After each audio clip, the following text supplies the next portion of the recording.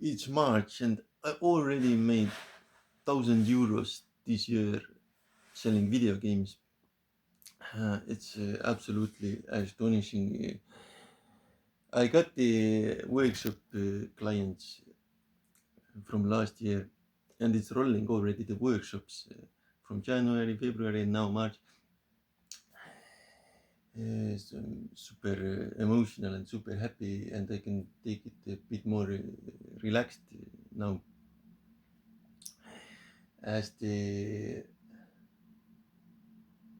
aggressiveness is not paying off that much, but providing a good stable service is something that is more wanted. Yeah. So I really want to continue in game dev. I'm really interested in it now. It was an experiment. It has turned out to be really successful, and I do enjoy it. And I'm really passionate about game development now.